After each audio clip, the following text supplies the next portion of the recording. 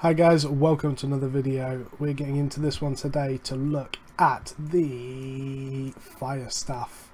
We're going to be doing another breakdown where we look at the meta usages, the different skills, abilities, passives, all that good stuff. We're going to get straight into it right at the start. It's been a good day today and I've just eaten some glorious pizza. It was lovely. So it's all going good. Anyway, let's get into it. Again, we're going to use the Overlords, which is equivalent to the Elders, the tier 8. To showcase all of these great abilities. I'm going to start off with the Overlord's Fire Staff, which is the first one. It's a bit weird that this one's Overlords when the rest of them are Elders. I feel like that's going to be changed at some point. But yeah, anyway, let's get into it. So I'm going to go over the Q, W and passives now, and then on the other ones all I'm going to showcase is the E's. On the Q you have a Firebolt dealing 308 magic damage to an enemy, and igniting them to take 44 damage per second for 3 seconds. It's a lot of damage on a spam ability, like that is crazy. It got quite a high cast time, but that's obviously typically you use Tome of Spells with this and it gets reduced quite a bit. 11 meter range is quite typical. Energy cost is a little high I think, but pretty strong. Does a lot of damage for it. You then have Firebomb. A Firebomb dealing 197 magic damage to all enemies in a 4 meter radius around the target. 1 second cast time, slightly lower energy cost, same range.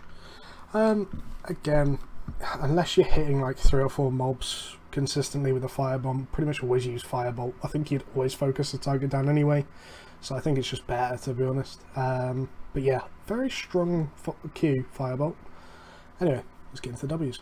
Ignite. Ignite instantly ignites an enemy for 276 magic damage and causing them to take 77 damage per second for 4 seconds.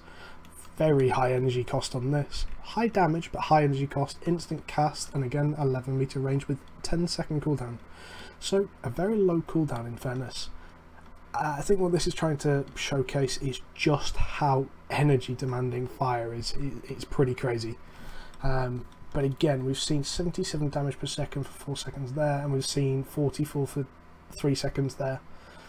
That's over 100 damage per second just flat out on dots. That's pretty insane.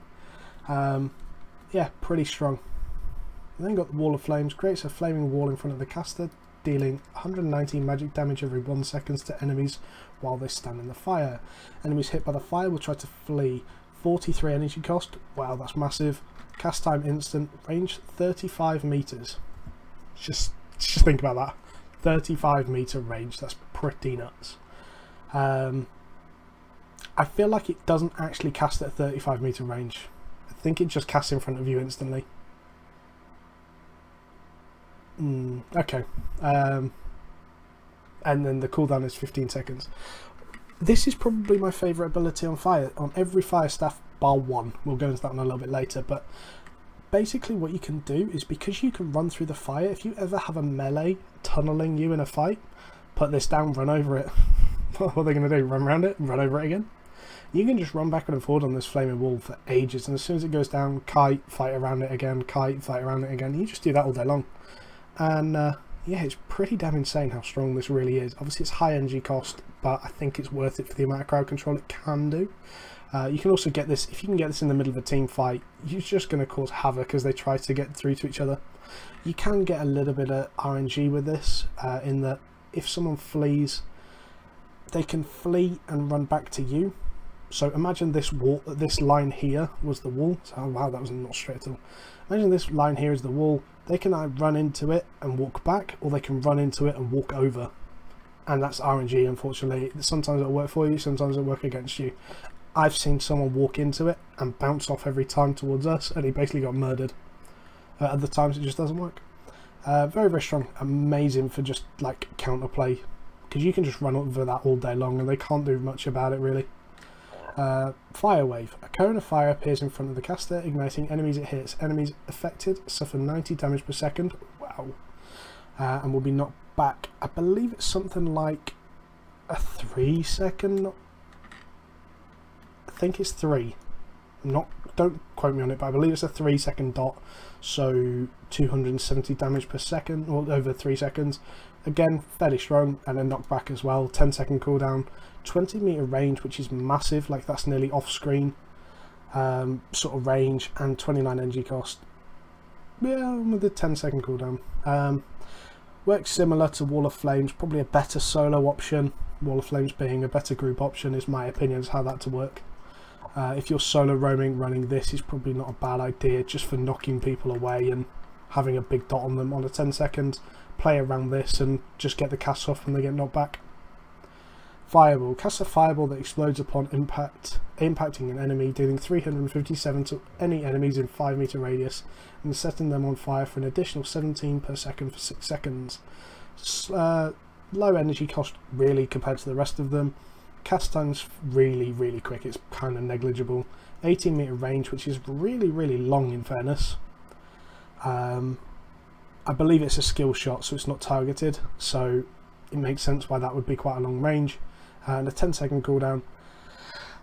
Again, works the same as Firebomb, I think. It's good if you have multiple enemies that it's going to hit every time. If not, just don't use it. I think in this row, the middle two always win, just because they offer significant crowd controls as well as damage. We then have Pyroblast, a strong spell which deals 814 magic damage and then burns over 4 seconds for 30 damage per second. So obviously fire, as you can see, is big damage, big sustained damage through dots as well. It really is significant.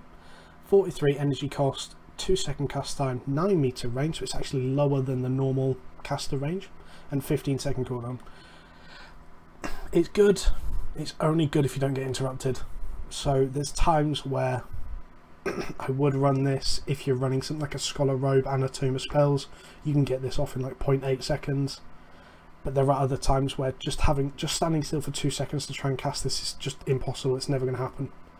Obviously this is the Fire Staff only one, the one-handed Fire Staff only one.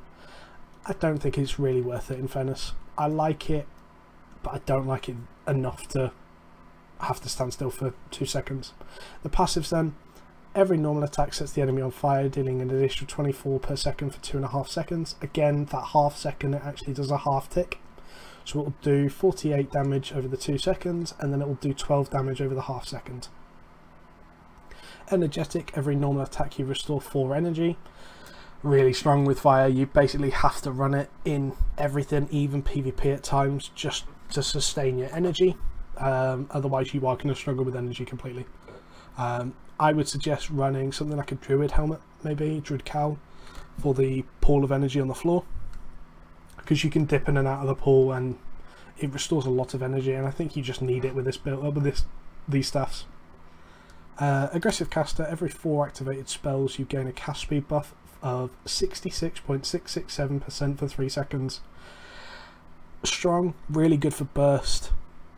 Not great for burning your energy, because once you get to the end of that cast, so you've done 4 spells and then you've cast 3 spells maybe in that time, 4 spells maybe in that time, you're going to be energy. Now this works really well when you're trying to do Pyroblast, because you can get suddenly a set up 0.7 second ish, slightly less actually, but call it 0.7 second cast Pyroblast. If you play it right, it's pretty good for that. But other than that, if you're not running that specific idea for a build, I don't think it's worth it. You then got Furious. Every 5 activated spells, all your damage gets increased by 10% for 4 seconds. 4 seconds is enough to maybe get 2 casts off. Just not worth it. Pretty much never worth it. Like, you'd be energy very quickly. The 10% damage is rarely noticeable in the grand scheme of things when it's just a proc every now and again. So yeah, I wouldn't really worry about this one.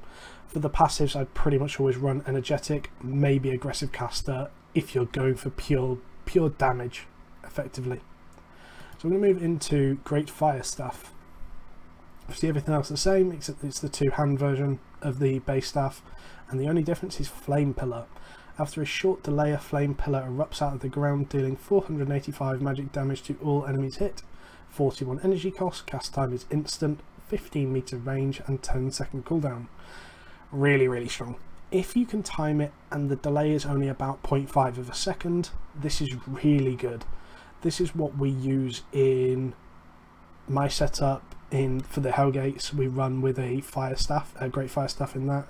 If I get my beam and the fire staff gets a pillar onto them, it can be doing close to 800, 900 damage onto a player with armor piercer. It's really strong, and obviously it's got a huge range to it, and it hits multiple enemies. If you get this off in a fight and you're hitting 2 or 3 enemies with it, it's really going to make a big difference. So yeah, this is a staff that I actually recommend for Guild vs Guild and Hellgates. I think it's very, very good. It's not underrated at all. People do play it, so it might be a bit expensive, but yeah, it's definitely strong. I'm going to go into the Infernal Staff, which is the last of the base staffs, and the only difference again is Contagious Fire. An enemy inflicted with Contagious Fire ignites other nearby enemies with a strong damage over time effect that deals 73 damage per second. 60 energy cost, massive energy cost. 1.5 second cast, a 9 meter range, which is tiny, and a 30-second cooldown. Just don't use it. Basically, it's not very good. They will push someone out, and it's something like a 3 or 4 meter range to spread it, and it only lasts a couple of seconds, like maybe 6 or 7 seconds, I believe. I just don't think you're going to get enough off this. You get one off in the middle of a team fight, the whole team gets it, maybe, but even then, it's a 60 energy cost and a 1.5 second cast on a 9 meter range as well. That's like Cursed Staff level range. Like, that's the same range as the spears, to give you an example. Like, you're not going to be able to do much. And a 30-second cooldown. Again, I just don't see this staff being strong at the moment. No one uses it, and there's a reason why. Wildfire Staff, the tier 1 artifact. The Meatball Staff, as it is now known. Shoot a magma sphere. Shoot a devastating magma sphere in any direction that will burn down all enemies along its way. Every enemy hit will receive 821 damage and burn for 4 seconds for an additional 62 damage per second. 61 energy cost, which is ridiculously high, I know. Cast time 1 second, range 25 meters, and cooldown 30 seconds. If you're running a team with any sort of crowd control on more than one person, this is the stuff you should be running. If you can get, so we played a game once where we played a Hellgate once where we managed to wall someone against the side of the bridge.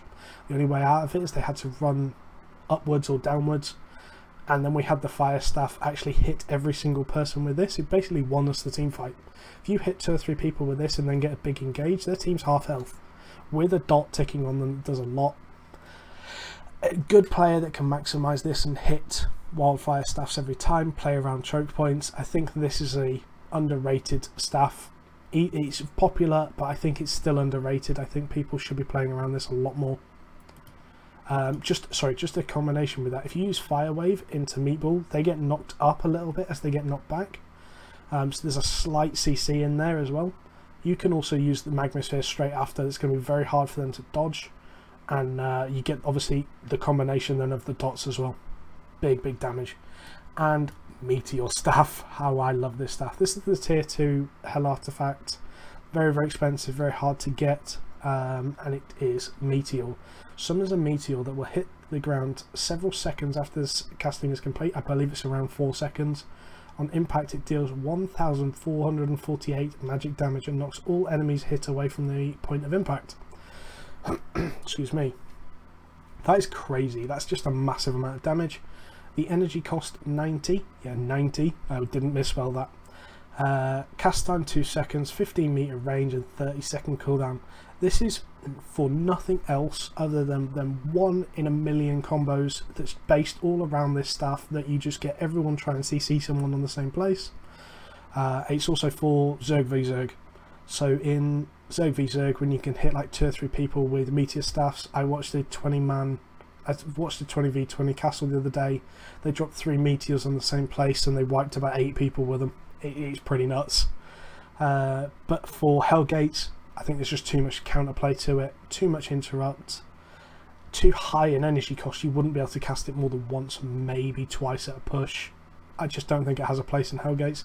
Zerg vs Zerg, this is your baby when it comes to that, and actually Infernal Staff I can see having a use in Zerg vs Zerg, because you'd spread the dot onto a lot of people and it'd be a lot more chaotic. But yeah, these two kind of counter these. So the Brimstone and Infernal kind of work off chaos situations where it's going to be too late to deal with it. The other 3 are based on like single target and Hellgate, like 5-man playability, but all 5 can be played. I think Infernal's the weakest. Excuse me again, Jesus. I think Infernal's the weakest. Other than that, I think they're all pretty strong. Other than that, guys, that is the episode for today. Yeah, the next one, I believe, let's have a look. The next one is actually axes. That's what I'm looking forward to doing, because I like to rip into axes a lot. Because it's something not very many people play outside of Carrion Caller, and I think they're underused. But we'll go into that next episode, guys. Like, comment, subscribe, as you know. Actually, I'm going to answer a couple of questions that people have been asking. So, Bloodletter. Someone asked me to do a build with Bloodletter. I would recommend soldier helmets with assassin jacket and night boots. The reason for that is the soldier helmet has the block, so when you go in deep, you can block out. The assassin jacket gives you a stealth for a lot more burst damage or a way out, and night boots gives you a way to jump in to then follow up with your Bloodletter E to execute someone. But yeah, someone also asked me for a build for Clarent Blade. Again, I would use block on your helmet or stone skin guardian helmet, I believe that is. Basically, you run into a group, you do your big E, and then you stone skin to run out. Your chest, I'd run either Stalkers or Assassin Jacket. Assassin Jacket just means you can sort of build 3 stacks, stealth, go in with a big E. But it kind of can get countered. Stalker Jacket just means you go in the middle of them, cause hell, do a lot of AoE damage sustained. And then the boots is, again, Night Boots is a good option, Guardian Boots is a good option for tankiness. There's a couple of different options with boots. Assassin Boots is another good one as well. Other than that, guys, like I said, like, comment, subscribe. Check out the Twitch channel tomorrow for another stream at 12 o'clock. Other than that, have a good day, guys. Catch you later.